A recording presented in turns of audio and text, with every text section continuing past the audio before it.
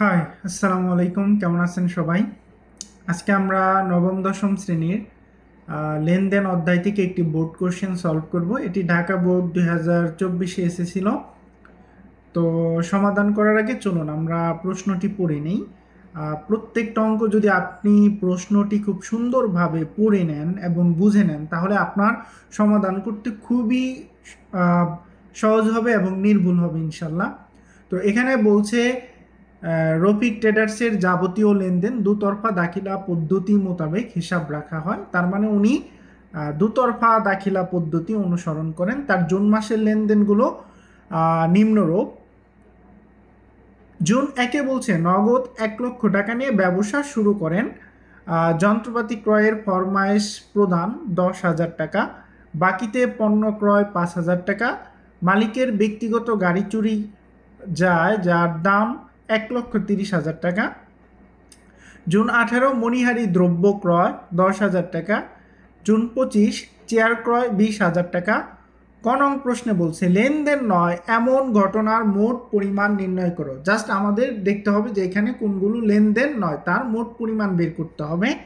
খ উপযুক্ত লেনদেনগুলোর কারণ সহ ডেবিট ক্রেডিট নির্ণয় করো। গ উপযুক্ত লেনদেনের মাধ্যমে প্রমাণ করো যে A=L+E। এইবার আসুন আমরা যদি ক নাম্বারটা দেখি, লেনদেন নয় এমন ঘটনার মোট পরিমাণ কত। যে ঘটনাটা আমাদের ব্যবসায়ের আর্থিক অবস্থার কোনো পরিবর্তন ঘটাতে পারে না, সেটা লেনদেন না। এমন ঘটনা যেটা আপনার ব্যবসায়ের আর্থিক অবস্থার পরিবর্তন ঘটায়। কেমন পরিবর্তন হয়? আপনার সম্পদ বাড়বে অথবা কমবে, আপনার দায়ের পরিমাণ বাড়বে অথবা কমবে, আপনার আয়ের পরিমাণ বাড়বে অথবা কমবে, ব্যয়ের পরিমাণ বাড়বে অথবা কমবে, মালিকানা সত্ত্বের পরিমাণ বাড়বে অথবা কমবে, তাহলে সেই ঘটনা লেনদেন। যদি এর কোনো কিছু পরিবর্তন না হয় তাহলে সেটাকে আমরা লেনদেন বলতে পারবো না। একদম ক্লিয়ার। তো যেহেতু আমাদের বলছে লেনদেন নয় এমন ঘটনার মোট পরিমাণ নির্ণয় করো, যেমন 5 দেখেন বলছে যন্ত্রপাতি ক্রয়ের ফরমাইশ প্রদান। ফরমাইশ বলতে ব্যবসায়ের ভাষায় এটাকে অর্ডার বোঝায়, যে আপনি কিছু যন্ত্রপাতি ক্রয় করবেন, সেই জন্য কোনো একটা কোম্পানিকে আপনি অর্ডার দিয়েছেন যে আমার 10,000 টাকার যন্ত্রপাতি লাগবে। এখন সে যতক্ষণ আপনার এই অর্ডারটা কনফার্ম করে যন্ত্রপাতি না পাঠাবে ততক্ষণ আপনি যন্ত্রপাতি কিনতেও পারলেন না বা তাকে কোনো পেমেন্টও করলেন না। সুতরাং আপনার কোনো সম্পদ বাড়লোও না, কোনো সম্পদ কমলোও না, এই জন্য এটা লেনদেন না। সে তো আপনাকে যন্ত্রপাতি নাও পাঠাতে পারে। সো জুন 5 যন্ত্রপাতি ক্রয়ের ফরমাইশ প্রদান, এইটা লেনদেন না। আরেকটা দেখেন কি আছে, মালিকের ব্যক্তিগত গাড়ি চুরি হলো, যার দাম 1,30,000 টাকা। দেখেন এই যে মালিকের ব্যক্তিগত গাড়ি চুরি হয়েছে, এতে মালিক ক্ষতিগ্রস্ত, তার ব্যক্তিগত একটা সম্পদ কমে গেছে, তার গাড়ি কমে গেছে, তার ক্ষতি হয়েছে। বাট দেখেন এটা আমাদের ব্যবসায়ের লেনদেন, এটা মালিকের ব্যক্তিগত লেনদেন, কিন্তু ব্যবসায়ের লেনদেন না, কারণ ব্যবসা আলাদা প্রতিষ্ঠান, মালিক আলাদা একজন ব্যক্তি। সো মালিকের ব্যক্তিগত কোনো আয় ব্যয় সম্পদ দায় এগুলো আমরা ব্যবসায়ের লেনদেন হিসাবে ধরতে পারবো না। তার মানে এখানে যে সম্পদ কমছে মালিকের কমছে, আমাদের ব্যবসায়ের না। দ্যাটস ওয়াই এইটা আমাদের ব্যবসায়ের কোনো লেনদেন না। ক্লিয়ার? সো আমরা দিয়ে দিলাম জুন 15 এবং টোটাল যোগফল 1,40,000 টাকা। সো এই ছিল আমার আসলে ক নাম্বারের উত্তর, এবং বাদ বাকি যতগুলি ঘটনা আছে সবগুলো লেনদেন। এবার আমরা খতে চলে যাই। খ নং প্রশ্নে বলছে যে উপযুক্ত লেনদেনগুলো কারণ সহ ডেবিট ক্রেডিট নির্ণয় করো। জাস্ট আমরা জাবেদায় যেভাবে ডেবিট ক্রেডিট নির্ণয় করি, এখানে ঠিক সেম ওয়েতে আমরা ডেবিট ক্রেডিট নির্ণয় করব। সবটা দেখে নেই। তারিখ, হিসাব খাত, ডেবিট অথবা ক্রেডিট, টাকা, কারণ, দ্যাটস ইট। তো অবশ্যই ডেবিট ক্রেডিট নির্ণয় করতে গেলে আপনার লেনদেন হতে হবে, যেইটা লেনদেন না সেটা ডেবিট ক্রেডিটও হবে না। সিম্পল। যেমন জুন 1-এ বলছে নগদ 1,00,000 টাকা নিয়ে ব্যবসা শুরু করলো। দেখেন এখানে মালিক যদি 1,00,000 টাকা নিয়ে ব্যবসা শুরু করে তাহলে ব্যবসায় নগদ 1,00,000 টাকা বাড়ছে। নগদ টাকা হচ্ছে ব্যবসায় সম্পদ, যেহেতু নগদ 1,00,000 টাকা বাড়ছে, সুতরাং জুন 1 নগদান হিসাব ডেবিট 1,00,000 টাকা। কারণ কি? কারণ মালিক ব্যবসায় 1 লক্ষ টাকা নগদ আনছে, দ্যাটস ওয়াই ব্যবসায়ের নগদ টাকা বাড়ছে, নগদ টাকা সম্পদ, সম্পদ বৃদ্ধি। আমরা কারণ দিয়ে দিলাম। এই যে ব্যবসায় 1 লক্ষ টাকা বাড়লো, এই টাকাটা কে আনছে? মালিক। মনে রাখবেন, মালিক ব্যবসায়ে যা আনে সেটাই মূলধন। আবার বলি, মালিক ব্যবসায়ে যা আনবে সেটাই মূলধন। মালিক ব্যবসায়ে টাকা আনলেও মূলধন, সম্পদ আনলেও মূলধন, জায়গা জমি আনলেও মূলধন। ইভেন আপনি সহজভাবে মনে রাখেন, একটা পণ্য যদি মালিক ব্যবসায় আনে সেটা মূলধন। সো যেহেতু মালিক 1 লক্ষ টাকা আনছে, এটা মূলধন। আর মূলধন হচ্ছে মালিকানা সত্ত্ব। সো মূলধন হিসাব ক্রেডিট। আমরা জানি মালিকানা সত্ত্ব বাড়লে ক্রেডিট হয়। 1 লক্ষ টাকা আমরা লিখে দিলাম মালিকানা সত্ত্ব বৃদ্ধি। সো আমরা জুনের 1 তারিখে ডেবিট ক্রেডিট নির্ণয় করলাম। আপনারা ডেবিট ক্রেডিট নির্ণয়ের ফর্মুলাগুলি একটু মনে রাখবেন, দরকার পড়লে খাতায় নোট করে নেন। আমি একটু বলে দেই, সরি ফর দ্যাট, আমি এখানে লিখে রাখিনি। নিয়ম হচ্ছে 1, 1 নম্বর নিয়ম, যদি কোনো সম্পদ বাড়ে ডেবিট হবে, কমলে ক্রেডিট হবে। নাম্বার 1 রুলস, আপনি খাতায় নোট করে নেন। নাম্বার 2, দায় কমলে ডেবিট হবে, বাড়লে ক্রেডিট হবে। বি কেয়ারফুল, কমলে ডেবিট হবে, বাড়লে ক্রেডিট হবে। ওকে। মালিকানা সত্ত্ব কমলে ডেবিট হবে, বাড়লে ক্রেডিট হবে। আয়, মনে রাখেন, আয় যদি কমে তাহলে ডেবিট হবে, যদি বাড়ে ক্রেডিট হবে। এবং ফাইনালি ব্যয় যদি বাড়ে ডেবিট হবে, ব্যয় যদি কমে ক্রেডিট হবে। এটা 5 নম্বর নিয়ম। এই 5টা নিয়ম দিয়ে আপনি ডেবিট ক্রেডিট করবেন, আর কোনো নিয়ম লাগবে না। জুন 5 বলছে যন্ত্রপাতি ক্রয়ের ফরমাইশ প্রদান, it's not a transaction, so এটাকে আমরা স্কিপ করে গেলাম। জুন 8 বলছে বাকিতে পণ্য ক্রয় 5,000 টাকা। এই যে দেখেন, আমি বাকিতে পণ্য ক্রয় করছি, যেভাবেই করি ক্রয় আমাদের ব্যবসার হচ্ছে ব্যয়। সো আমরা নিয়মে কি বলছি? ব্যয় যদি বাড়ে, আপনি নোট একটু আগে যেটা নোট করলেন দেখেন, ব্যয় যদি বাড়ে ডেবিট হবে। সো ক্রয় যেহেতু ব্যয়, আমি ক্রয় করছি তাহলে আমার ব্যয় বাড়ছে। সো ক্রয় হিসাব ডেবিট 5,000 টাকা, কারণ ব্যয় বৃদ্ধি। আপনি যেই কারণে ডেবিট করলেন ওই নিয়মটা লিখে দিবেন। সো নিয়মটা কি? আমার ব্যয়টা বৃদ্ধি পেয়েছে, দ্যাটস ইট। এখন মালিক কিভাবে ক্রয় করছে দেখেন, বাকিতে। তো আপনি যদি বাকিতে কারো কাছ থেকে পণ্য কিনেন, আপনি কিন্তু তাকে টাকা দিবেন না, এখন দিবেন না, পরে দিবেন। তার মানে আপনি এখন তাকে কোনো টাকা দেন নাই, কিন্তু টাকাটা কখন দিবেন? পরবর্তীতে দিবেন। এই যে পরবর্তীতে আমরা যদি কাউকে টাকা দেই, যার কাছ থেকে পণ্য ক্রয় করছি, সে হচ্ছে আমাদের পাওনাদার, এটা আমাদের দায়। আর আমরা নিয়মে জানি দায় বাড়লে ক্রেডিট হবে। সুতরাং পাওনাদার ক্রেডিট 5,000 টাকা। কারণ কি? দায় বৃদ্ধি। জাস্ট আপনি সূত্রটা লিখে দিবেন যে কেন ক্রেডিট হলো। 15 তো ব্যবসায়ের কোনো লেনদেন না, আমরা একটু আগে বলেছি। 18 বলছে মণিহারি দ্রব্য ক্রয় 10,000 টাকা।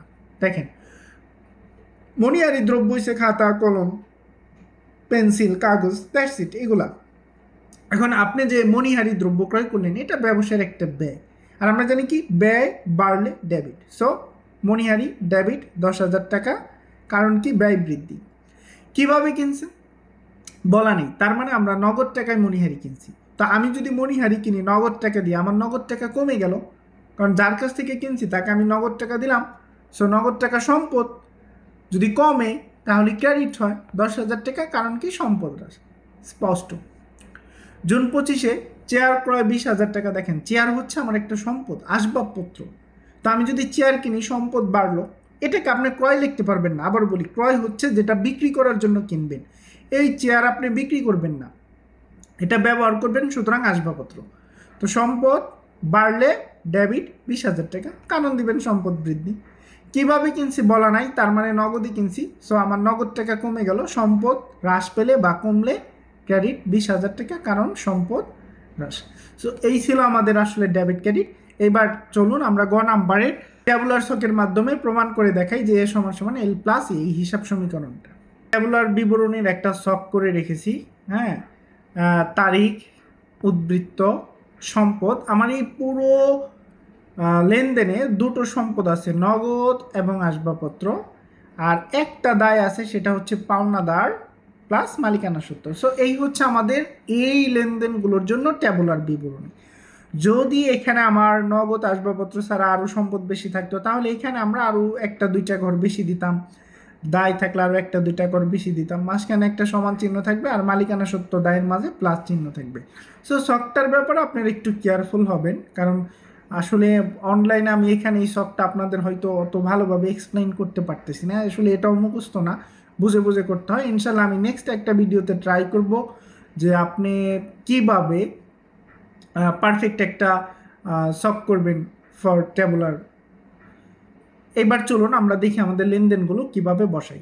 তো তার আগে আমি নিয়মগুলি বলে দিই, আমি এখানে লিখে রাখিনি, আপনি আমার কথা শুনে লিখে নেন। কোনো সম্পদ অথবা দায় বাড়লে সেই কলামে প্লাস হবে। সম্পদ, দায়, মালিকানা সত্ত্ব, এনিথিং যদি ইনক্রিজ হয় সেটা সেই কলামে তার নিজ নিজ কলামে প্লাস হবে। সম্পদ, দায়, মালিকানা সত্ত্ব যদি কমে হ্রাস পায় তাহলে মাইনাস হবে। এতটুকুই নিয়ম, জাস্ট বাড়লে প্লাস করব, কমলে মাইনাস করব, এর বাইরে কোনো কিছুই আপনার চিন্তা করার দরকার নাই। আচ্ছা, মালিকানা সত্ত্বের নিয়মটা একটু লেখেন, ভালো করে শুনুন। 4টা কারণে মালিকানা সত্ত্ব বাড়ে কমে। আবার শুনুন, 4টা কারণে মালিকানা সত্ত্ব বাড়ে কমে। নাম্বার 1, মালিক ব্যবসায়ে কিছু আনলে মালিকানা সত্ত্ব বাড়বে। নাম্বার 2, মালিক ব্যবসা থেকে কিছু নিয়ে গেলে মালিকানা সত্ত্ব কমবে। নাম্বার 3, আয় হলে মালিকানা সত্ত্ব বাড়বে। নাম্বার 4, ব্যয় হলে মালিকানা সত্ত্ব কমবে। সো এই মালিকানা সত্ত্বের জন্য এই 4টা নিয়ম আপনার মনে রাখতেই হবে। আবার বলি, মালিক ব্যবসায় কিছু আনলে মালিকানা সত্ত্ব বাড়বে। মালিক ব্যবসা থেকে কিছু নিয়ে গেলে মানে উত্তোলন করলে মালিকানা সত্ত্ব কমবে। আয় হলে মালিকানা সত্ত্ব বাড়বে, ব্যয় হলে মালিকানা সত্ত্ব কমবে।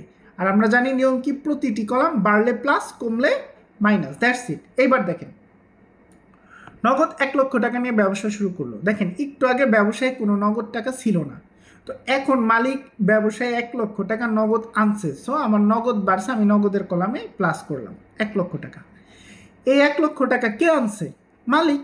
তো আমি একটু আগে বললাম নিয়মে যে মালিক যদি কোনো কিছু আনে মালিকানা সত্ত্ব বাড়বে, এটা তো মালিক আনছে, সো মালিকানা সত্ত্ব বাড়লো, আমি মালিকানা সত্ত্বের কলামে প্লাস করে দিলাম।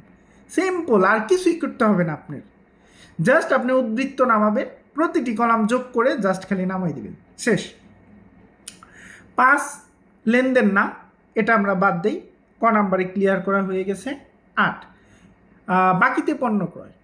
এই যে দেখেন আপনি ক্রয় করছেন, মনে রাখবেন আপনি যখনই কোনো পণ্য ক্রয় করবেন সেটা নগদে, বাকিতে, বিলে, চেকে, ধারে, যেভাবে হোক সেটা আপনার ব্যয়। আপনি যখনই ক্রয় করবেন সেটা আপনার ব্যয়। আবার বলি, আপনি যখনই পণ্য ক্রয় করবেন ভালো করে খেয়াল করুন, সেটা আপনার ব্যয়। একটু আগে বলছি ব্যয় হলে মালিকানা সত্ত্ব হ্রাস পায়, ব্যয় হলে মালিকানা সত্ত্ব হ্রাস পায়। তো যেহেতু মালিকানা সত্ত্ব হ্রাস পেয়েছে, আমরা এখানে কি করলাম, মাইনাস করে দিলাম, কারণ হ্রাস পেলে মাইনাস। ওকে, আচ্ছা, এখন এই যে আমরা ক্রয় করছি এটা কিভাবে করছি, বাকিতে। তো বাকিতে যার কাছে কিনছেন তাকে তো এখনো টাকা পয়সা দেননি, ভবিষ্যতে দিবেন, এটা দায়, পাওনাদার। সো আপনার একটা টেনশন বাড়লো, দায় বাড়লো, সো আপনার পাওনাদার বাড়ছে, তাই এই ঘরে প্লাস করে দিলাম। আবার উদ্বৃত্ত নামাবো, প্রতিটি কলাম, শেষ। তারপরে 18 বলছে 15 লেনদেন না, সো এটা বাদ, এটা ট্যাবুলারে বসবে না। মণিহারি দ্রব্য ক্রয়, এই যে মণিহারি দ্রব্য ক্রয় করলেন, এইটা আপনার একটা ব্যয়, আর ব্যয় হলে মালিকানা সত্ত্ব কমে, সো মালিকানা সত্ত্বের কলামে মাইনাস করলাম। মাইনাস করে এই যে দেখেন আমরা উদ্বৃত্ত নামাইলাম, যাই হোক আমরা পরে দেখতেছি, মাইনাস করলাম। এখন কিভাবে কিনছেন, নগদ টাকায়। তো আপনি যদি মণিহারি কিনে কাউকে নগদ টাকা দিয়ে দেন তাহলে আপনার নগদ টাকা হ্রাস পায়, সো এই নগদের কলামে আমরা 10,000 টাকা মাইনাস করলাম। আবার উদ্বৃত্ত মাইনাস করে 90,000, এই 5,000 এখানে, 95 থেকে 10 মাইনাস করলে 85,000, শেষ। জুন 25 বলছে চেয়ার ক্রয় 20,000 টাকা। এই যে আমি 20,000 টাকা দিয়ে চেয়ার কিনলাম, তো চেয়ার হচ্ছে আসবাবপত্র, আমার সম্পদ, সো বাড়লে ওই কলামে বাড়াই দিলাম। যেহেতু টাকা দিয়ে কিনছি আমার নগদ টাকা কমে গেল, নগদ টাকা কমাই দিলাম। সো আবার উদ্বৃত্ত নামাবো, 90 থেকে 20 মাইনাস করলে থাকে 70,000, এই 20,000 এইখানে, এই 5,000 এইখানে, আর এই 85,000 এইখানে। এই 70 আর 20 যোগ করে আমরা টোটাল পাইলাম 90,000, 5,000 আর 85,000 যোগ করে পাইলাম আমরা 90,000, দ্যাটস ইট। সো এই ছিল আমাদের ট্যাবুলার বিবরণী। দেখেন এ মানে সম্পদ আর এল প্লাস ই মানে হচ্ছে দায় ও মালিকানা সত্ত্ব, দুইটা সমান। সো আমরা ট্যাবুলারের মাধ্যমে এটা প্রমাণ করে দিলাম। আশা করি ঢাকা বোর্ড 2024-এর এই প্রশ্নটি আপনারা খুব সুন্দরভাবে বুঝতে পারছেন। আমি পরবর্তী ক্লাসে আরও কয়েকটা টেবুলার ছক সমাধান করে দেবো ইনশাল্লাহ। সেই পর্যন্ত সবাই ভালো থাকুন, সুস্থ থাকুন, আমাদের ক্লাসরুম টিউবের সাথে থাকুন এবং আমাদের জন্য দোয়া করুন যেন আপনাদের জন্য সুন্দর সুন্দর ক্লাস উপহার দিতে পারি। ধন্যবাদ সবাইকে।